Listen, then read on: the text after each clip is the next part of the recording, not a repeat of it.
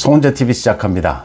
국민의힘 당권주자들이 어제는 강원도에 총출동했습니다. 유승민만 제외하고 모두 강원도를 찾았습니다. 원주, 횡성, 당원 연수회죠. 연수회에 모두 참석을 해서 이제는 100% 당원 투표로 결정이 되니까 당대표, 당심 구애 경쟁에 나섰습니다.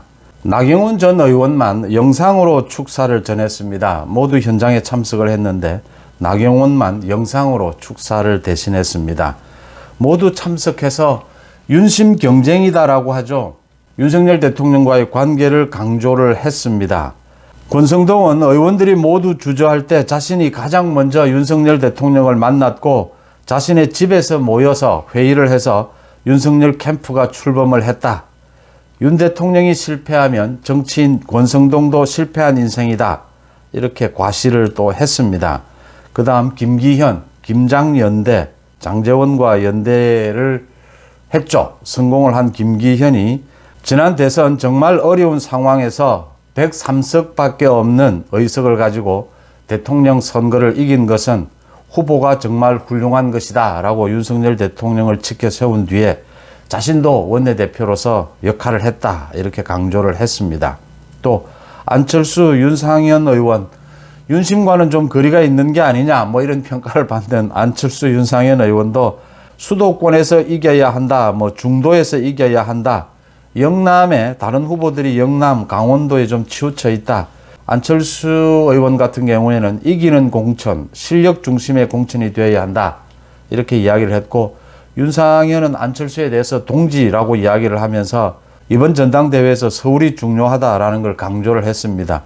특히 윤상현은 김기현을 비롯해서 서울에 출마하라, 영남에 그렇게 안주해서 꿀 빨지 말고 서울에 출마해라, 뭐 이렇게까지 요구를 하고 나섰습니다. 이렇게 많은 당권 주자들이, 그러니까 유승민만 제외하고 대부분의 당권 주자들이 소위 윤심파리를 하고 있다. 이건 비판적인 시각입니다. 윤심, 윤석열 대통령과의 관계, 윤석열 정부와의 국정 철학을 공유하고 있다. 이 부분을 강조하는, 이건 뭐 좋은 평가고, 윤심파리 하고 있다. 이건 비판적인 건데 이런 논란이 있습니다. 먼저 윤심을 내세우게 되면 역풍이 불 수 있다. 윤심, 윤석열 대통령의 뜻대로 80만 당원이 움직여지지도 않고 윤석열 대통령은 그럴 뜻도 없는 것으로 알고 있습니다. 불가능한 이야기죠. 그런데 윤심은 중요한 것이죠. 윤석열 대통령이 국정을 어떻게 이끌어 가려고 하느냐에 보조를 맞추는 건 굉장히 중요한 것이고, 지금 특히 야당 이재명의 민주당이 하고 있는 행태는 헌정사에 보기 드문 일입니다.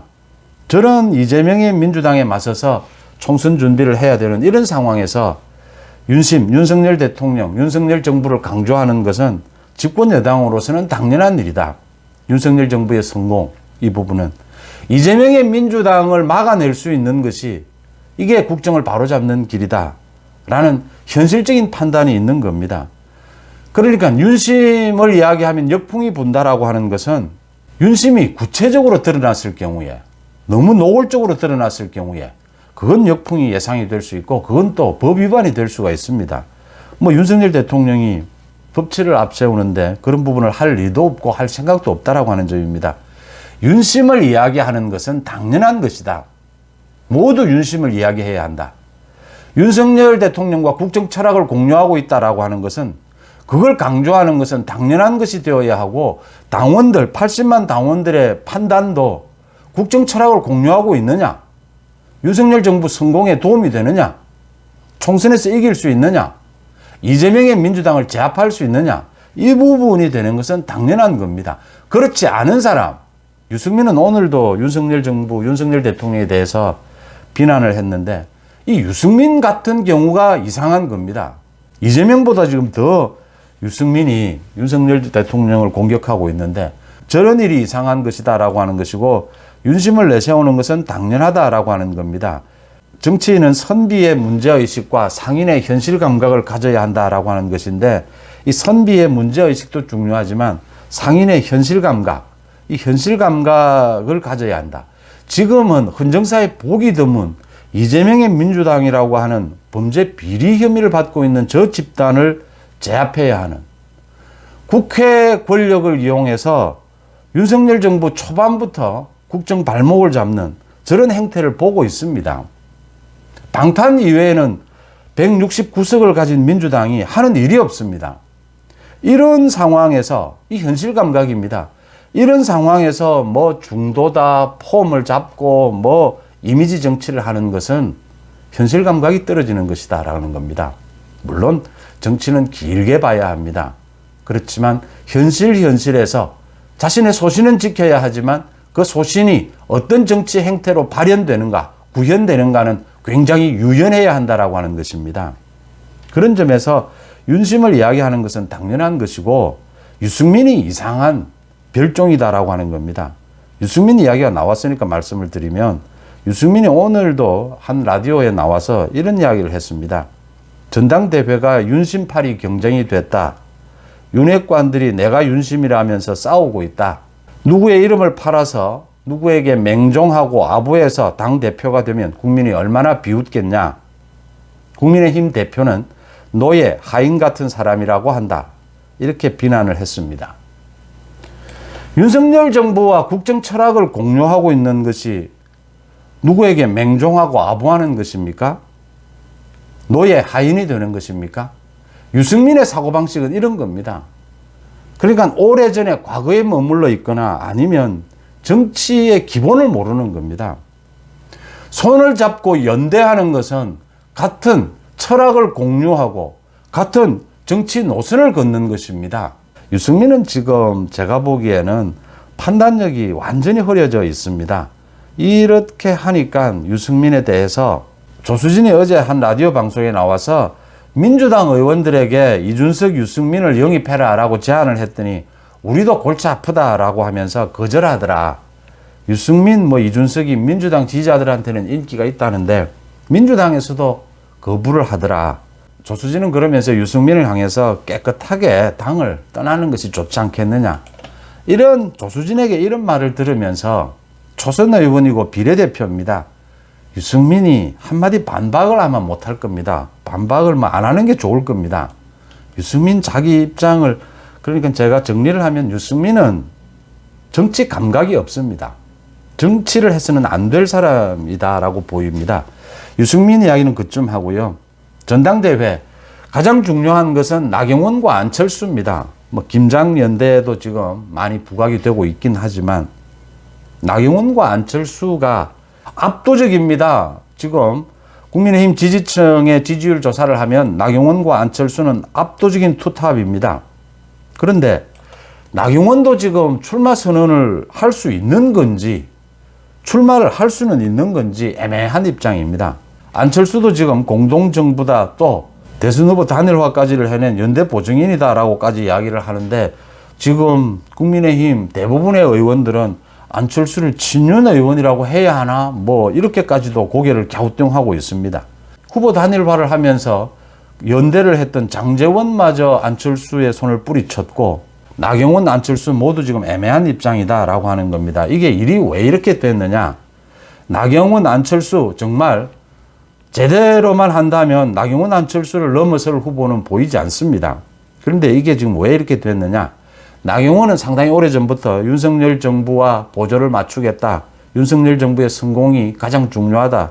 이렇게 계속 이야기를 하면서 출마의 기회를 보고 있습니다. 나경원은 그러니까 지금 기후대사를 비롯해서 저출산 부위원장을 맡고 있기 때문에 윤석열 대통령의 허락이 있어야 출마가 가능한 부분입니다. 안철수도 상당히 많은 부분을 이렇게 윤석열 정부의 성공을 이야기를 하고 있습니다. 그런데 왜 이렇게 애매하고 두 사람이 이번에 당권을 줄 수 있겠느냐 이런 의심을 받느냐 이겁니다. 안철수가 어제 이야기한 것. 안철수는 가장 두 가지 부분에서 실수를 했습니다. 그러니까 공동정부라고 하면서 지난 7개월 동안 윤석열 정부의 성공을 위해서 확실한 자신의 리더십을 보여주지를 못했습니다. 오히려 그 반대 엇박자를 내는 모습을 보여주면서 장제원마저 지금 안철수 손을 뿌리친 상황이거든요. 이번 당헌 당규 개정도 마찬가지입니다. 자신의 소신이 민심을 듣는 것도 포함이 되어 있다면 그 소신은 소신대로 있더라도 지금은 이번은 이재명의 민주당을 제압해야 하고 역선택을 막아야 하는 이런 상황인 겁니다.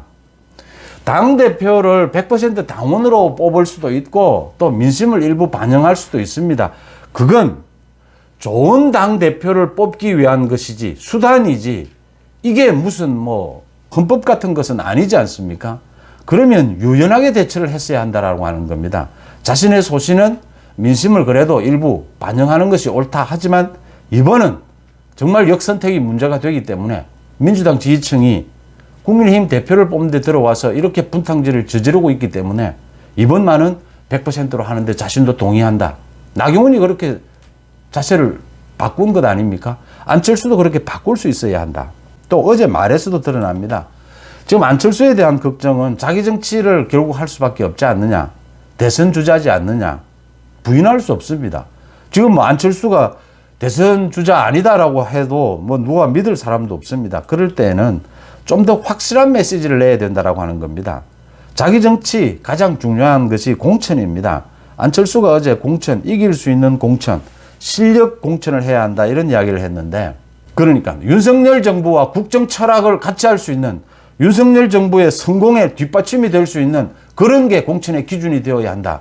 이렇게까지 좀 나가줘야 이게 현실 감각이 있는 거죠. 지금 이재명의 민주당과 대치하고 있는 이런 상황에서 안철수의 확실한 입장 이런 부분들이 이제 좀 아쉽다라고 하는 겁니다. 이런 데서 한계를 벗어나야 안철수가 당권에 좀 다가갈 수 있을 것이다 라고 보이고요. 나경원은 뭐 지난 이야기니까 지난번에 제가 지적을 했습니다.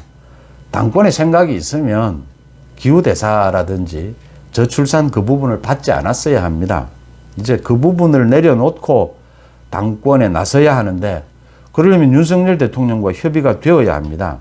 좀 더 확실하게 당권 도전에 대해서 확실한 자기 입장을 밝힐 필요가 있습니다. 확실하게 자기 입장을 밝혀야 윤석열 대통령도 어떻게 화답을 할 수 있는 그런 여지가 생길 것이 아닌가 이렇게 보입니다. 가장 지지율에서 유력한 후보인 나경원, 안철수가 지금은 어정쩡한 상황에서 소위 김장연대를 비롯해서 권성동, 김기현, 권성동이 뛰고 있는 저걸 지켜보고 있는 상황입니다. 저게 제대로 되겠느냐? 저게 제대로 안 되면 결국 뭐 우리 싸움이 아니겠느냐? 지금 이런 식이 되어 있는 겁니다. 정치는 소극적이기 때문에 적극적이고 주동적이지 않으면 결국은 성공하기는 힘듭니다. 그런 점에서 능동적으로 움직이기 위해서는 안철수, 나경원이 제가 말씀드린 대로 분발할 필요가 있다. 이렇게 보입니다. 송재TV 마칩니다. 고맙습니다.